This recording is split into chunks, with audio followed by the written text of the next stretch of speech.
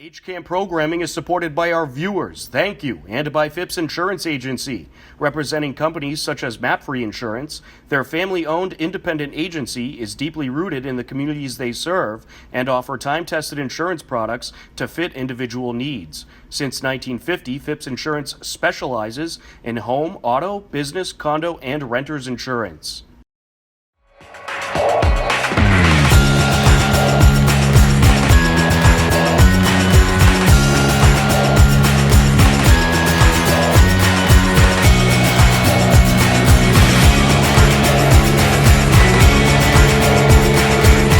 Hello, everyone. Welcome to this edition of HCAM News. I'm HCAM News Director Tom Nappy, here to fill you in with what's happening in Hopkinton.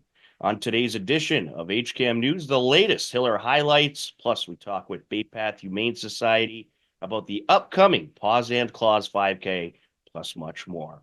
But first, we caught up with Unified basketball coach Jay Golden about the season and a couple of upcoming big games for the team. This is our 7th year with the Unified basketball team. That was Jenny, one of our all-star athletes who's been with us for a few years now. We were one of the first teams in the Tri-Valley League to have a unified team. Back in 2018, when Dee King was our athletic director, she was able to make a great presentation to the school committee, talking about the benefits of unified basketball, and it was kind of an up-and-coming MIAA sport. So we were one of the first teams in our league to have a team. Now most of the Tri-Valley League has teams. We play like a 12-game schedule against most of the Tri-Valley League with games once or twice a week.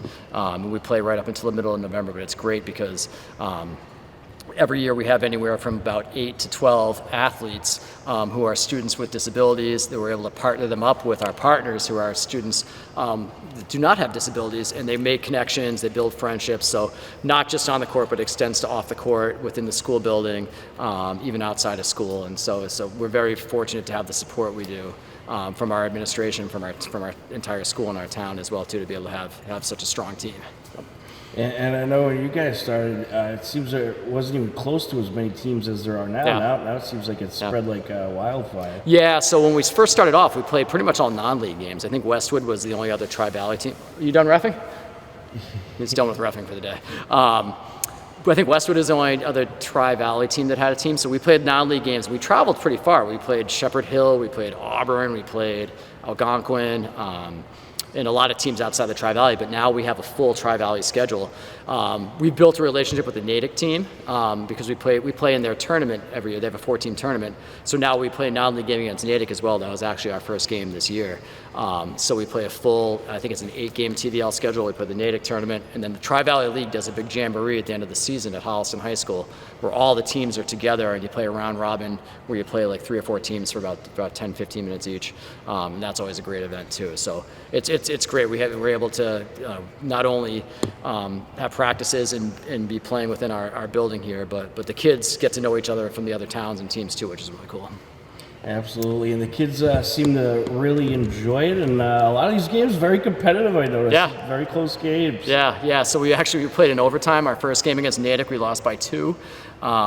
We beat Dedham. How much did we beat Dedham by? About 10 or so? 10. Yeah, Scott says 10, so I'm going to take his word for it. And then we just beat Norton by just a few points. It was great. Ricky Andrade, our athletic director, had a great, he and Jaquan James, they had a great post on our Twitter because Tanush Vuda, who's one of our senior captains, had a big clutch layup against Norton to kind of ice the game. And so Jaquan and Ricky were able to put up there that Tanush Vuda had the clutch basket to beat Norton. So it's great because we are technically an MIA varsity sport, but at the same time, it's great for those kids to get recognition. They deserve it. They're fantastic kids. And like I use Tanush as an example because he's great, and all those athletes are as well too. So it's great to get them some recognition for their accomplishments as well too. All right, and let's see, anything else you want to get out there about this program? Anything else you could think of? Yeah, I mean, we're very fortunate in Hopkinton to have, like I mentioned before, to have the support that we do. We tie the Unified basketball program in with a number of other organizations within our school as well. My co-coach is Chip Collins. He's outside. I'm going to go help him in a minute with the athlete pickup. But Chip is the Unified track coach along with Kerry Simpson. I coach with the baseball team in the spring, so I'm not able to coach with the Unified team in the spring. But Chip has the Unified track team with Kerry.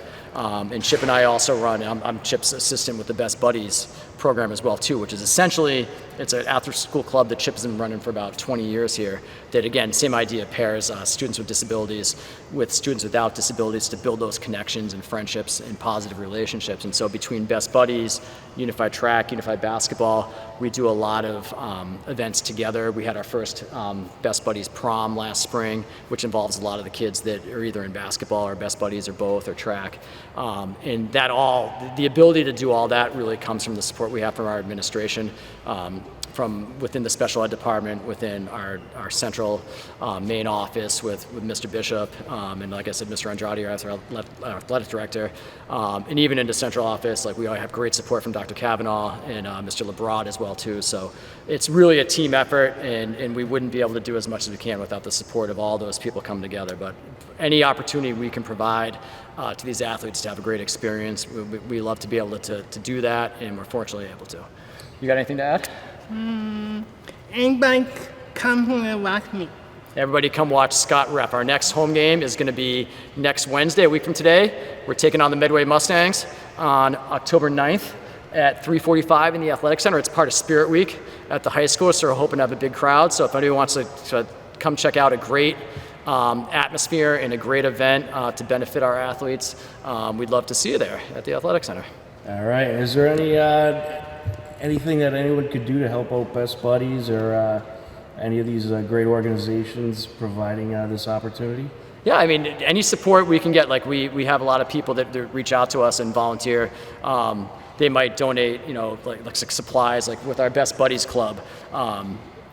We do a lot of events, like with our club events, like arts and crafts and things like that. Like last year for Halloween, we made stuff, like little Halloween decorations and stuff like that. And so, we don't ask for anything, but if anyone ever wants to support us, they can email myself and or Chip, and we'd be glad to have. We love community support, so if anyone has any ideas, we'll certainly listen. All right, terrific. We're looking forward to the season. Thank you very much. Thanks, Tom. We appreciate it. Hiller Sports is entering crunch time to lock up a playoff spot, and some big games took place this past week. Here are the latest Hiller highlights.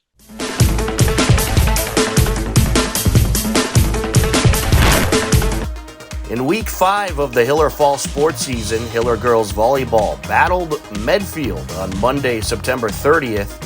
Steve Sweetapple and Matt Clancy had the call. Another good serve. Bump set, outside. Good swing. Nice dig out. Oh, Stand on it, but it worked. 1,000 assists. There you go, Gabby. Nice job, Gabby. 1,000 assists. That's an incredible feat.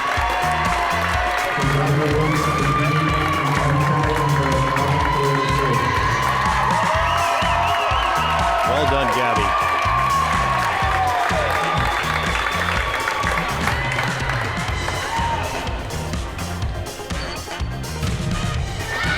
I thought Yep, that was going I long. think it was going. Elsa bump. Gabby outside. Adriana. Oh, nice. Wow.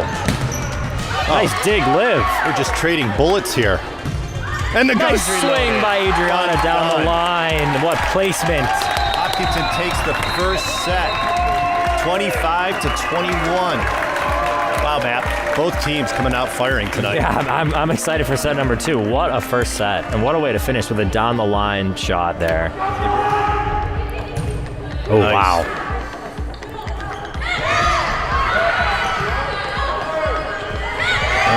The battle of the Nice, pushes, and nice, that's it. nice. Elsa gets the 25th point of the second set. Hopkinton takes the second set. Same identical score, 25-21.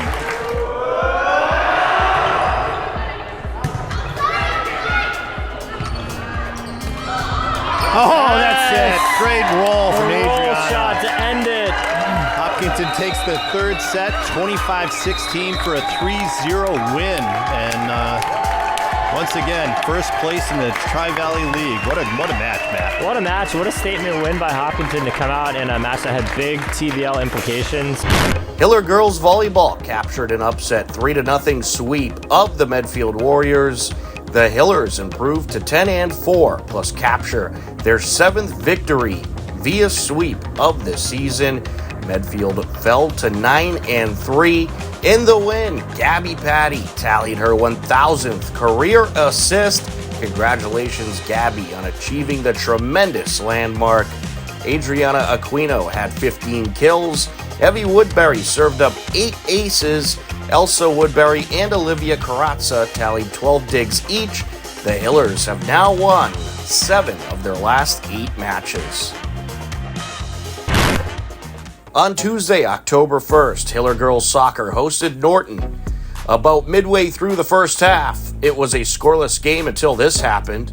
Recupero looking to approach. Into the box, around the defender, takes it, got it! Rips it in! Maddie Recupero nets her 14th goal of the season, and the Hillers lead it 1-0 heading into the second half. Sets it up, right in.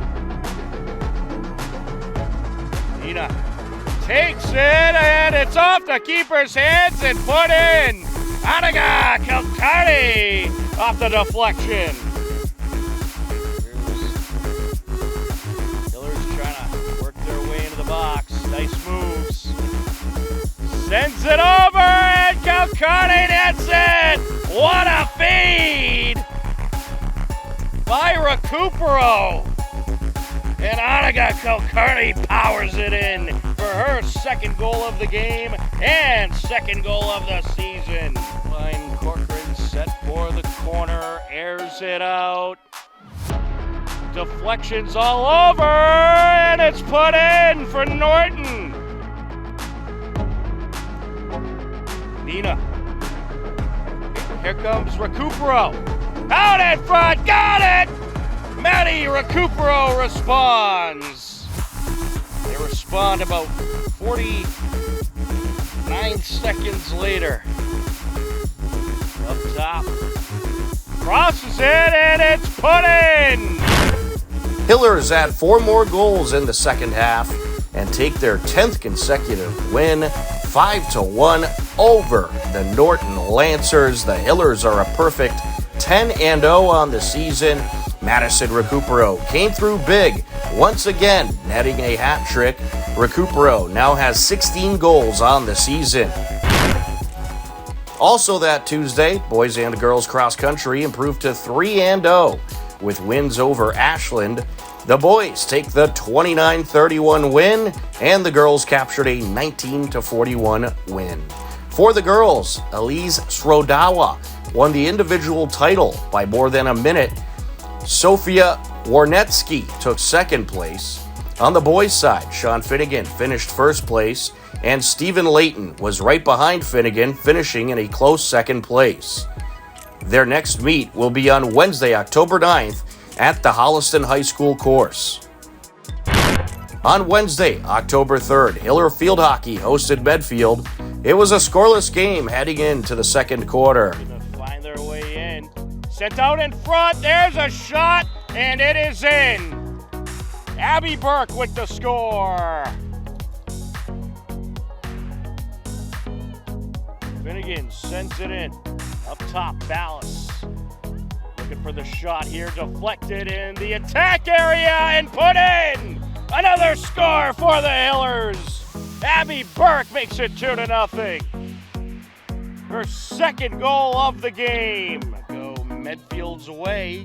They're going to move quickly here. 20 seconds left. Crosby sends it back into the box, and that was nearly put in, but then it is. Off the post, the long distance shot went, and then Medfield able to stuff it in. The Hillers take a 2-1 lead heading into the second half, but Medfield drew several penalty corner opportunities. Thompson sends it in. Sent over to the left of the shooter circle. Kicked out. And they'll get another opportunity. The Hiller defense and goaltender Riley Curtin survive a dozen Medfield penalty corners and hang on for the 2-1 win. Hillers improved to 5-4-1, and have gone 4-0-1 in their last 5 games. Medfield falls to 7-2-1. Congratulations to the Hillers on the hard-fought win. Hello, everybody. Tom Nappy here. We are joined by Liz Jeffress from Bay Path Humane Society. Liz, how are you today? Good, Tom. Thanks for having me. Appreciate it, as always. Thanks for coming on. And I understand Bay Path very busy over there right now. Before we get into the event, we're going to talk about how's everything going at Bay Path. It's good. It's very busy, Tom. I celebrate my 13th year with Bay Path next week, and I've never seen the local need as bad as it is now. Just a lot of people, particularly in the dog realm, the people struggling with housing, affording medical care and whatnot. So we're seeing a lot of surrenders of animals that are just, whereas oftentimes it's behavior is generally the number one reason, but that it is now like other circumstances. And what you find is these pets come in, a lot of them are behind on their medical because it just can't be a priority for people that are struggling with other things. So it's busy. It's busy, but we're grateful to be in a position to help. Thanks to the support of our community and these wonderful events. Yeah, well, the community's certainly lucky to have you guys, and of course, all the animals around the community lucky to have you guys as well there for them, and putting some great animals in some great homes. Thanks. So you got the Paws and Claws 5K coming up. Why don't you tell us about that? Yeah, thank you so much. Well, this is our 15th one. We have it at the wonderful Hopkinton State Park, as always. We usually when the weather gods smile upon us, as they have done for so many years, we usually have over 400 human and dog visitors or attendees. It's a 5K run walk, so no pressure to run. It is timed event. People enjoy that. We have like the prizes and whatnot. And the funds raised go to, just the general day-to-day, the vaccinations, the food, the building, keeping the place going. So it's one of our 3 key fundraisers every year, and it's one of the biggest and best. Absolutely, and it's a good opportunity for someone to get out there and take a walk with their dog and have a good time. So if somebody wants to get involved in this event, how can they get involved? Where can they go? And what can they do? I mean, obviously you got a need for the participants, but is there a need for volunteers or anything like that as well? Yeah, we're still looking for some volunteers for the event to help. Obviously, we want people to join the run walk. You can get all the information on our website, baypathhumane.org. It's right on the front, and we have a whole page designated dedicated to it. We're always looking for sponsors. Those really make the events that much more successful for us. And great way to get your name out, your business name or individual. Some people do fundraising pages, to sponsor their run walk, and then just participation, either in the form of the run walk itself, or to your point, volunteering. But it's all on the website and how to reach out and everything. Excellent. How's the participation looking so far this year? You got a lot of people. Oh, great. I think we're already breaking the record with sponsors because our local community is amazing, and closing in not far off from 200 registrations already. So it's good. It's going to be good. But we always want more people. That's terrific. And when's that taking place again? Sunday, October 20th. And it's online registration goes until the 18th, Friday at midnight, but you can do, and then the next alternative is that same day registration that morning. You can register at the event because some people wait to see what's going on or wait to look at the weather.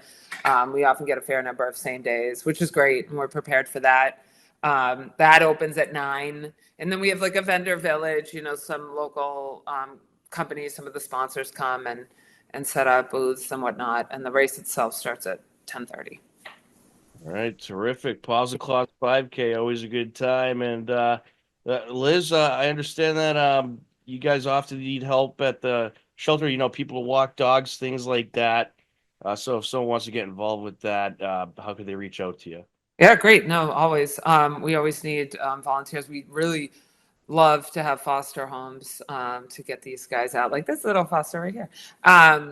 But yeah, if you go to our website, right at the top, navigate on the navigation, it's get involved. You can look at volunteering and fostering.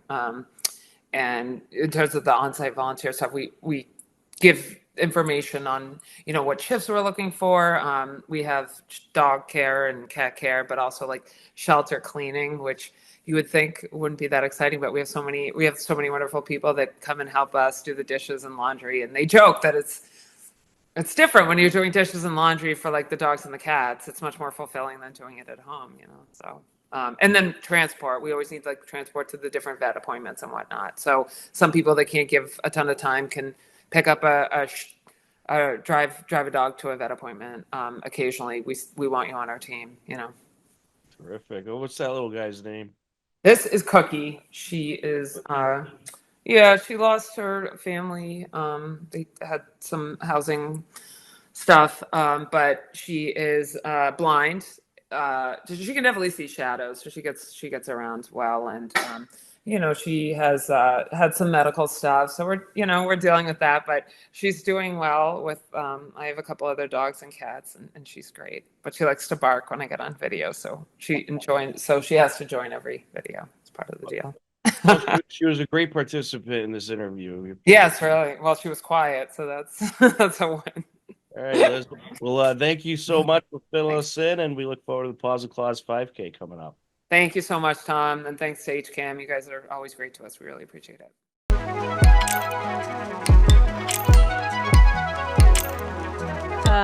Highlighting 3 different artists, one of Russian descent, one from Ukraine, and one from Asia, and they are talking about, the theme is fairy tales. Sort of looking at things a little bit differently. If you read the artist statement, it's really amazing about this one artist being a Russian Jew and her perspective of all that's going on in the world right now. It's really pretty fascinating. So we've had a really tremendous response to this art show. We encourage people to come by and take a look. Terrific. How long is this display? It's up for another few weeks, and then we go into our winter show, which is a fundraiser for us. We have our students and some of our teachers that create winter scenes and artwork and some wreaths and things, and then after that's our member show. Excellent. So what else is going on here at the HCA? Any classes or programs that you want people to know about? Yes, there's always things happening, things going on. It's not too late to join some of our fall programming, but we have a lot of special workshops this season. So whether it's in the visual or performing arts, there's some workshops for students and adults. Most importantly, people need to know that there's a lot of adult workshops that happen that could work well into your schedule, whether it's just a one-day workshop or 3 or 4 weeks. So we hope people will check all those out on our events page. Terrific. And we got the big Halloween event coming up. Can you talk about your Halloween event? Yes, we're very excited. This is sort of our big weekend of events. We have our traditional, it all started with our 5K. And we're partnering with the Moms Club this year. So what's new and special is that the 5K is a costumed 5K run, and then afterwards we're having a family Halloween party with partnering with the Moms Club. So we will have some food and music and games, and we'll have our beer garden and a little Oktoberfest feel. So you're welcome to come and participate in the 5K, or just come for the Halloween party with your little ones in their costumes. Then, in addition, that's just the anchor, that is on the 27th. Moving backward, on Saturday the 26th, we have our Wicked Pickle tournament. We're partnering with the YMCA. That's being held over on 45 East Street at the YMCA Outdoor Center.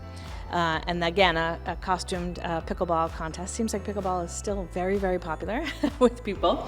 2 new courts in town this year. Yes, and more popping up all over, which is really great. And then our big event event now has become the Haunt, and the Haunt is now 2 weekends.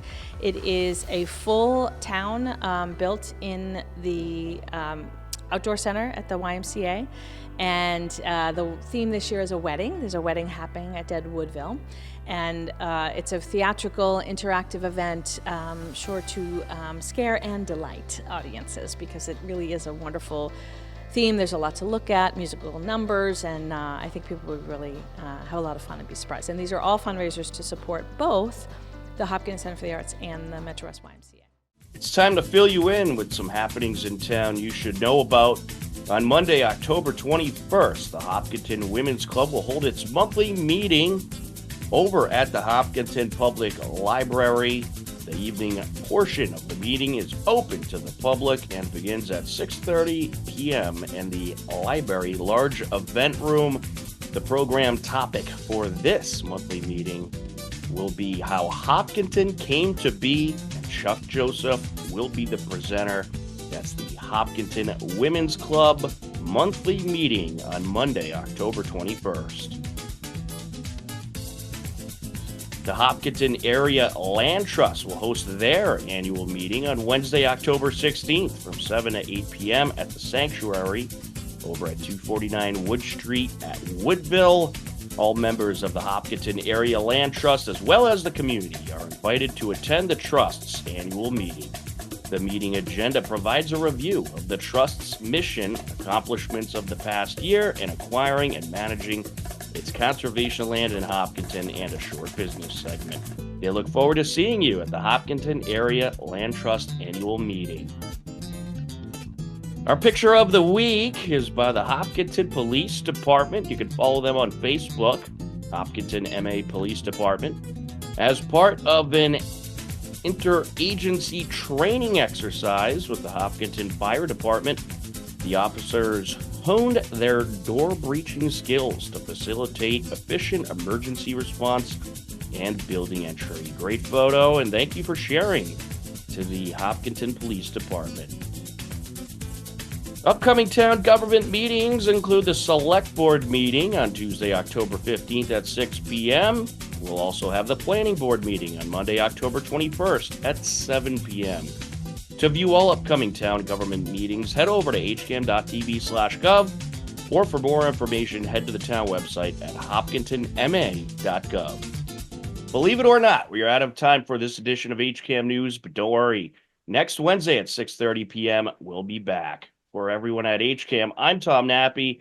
As always, we thank you for watching. Take care, enjoy the rest of your day, and we'll talk to you again soon. Goodbye, everybody.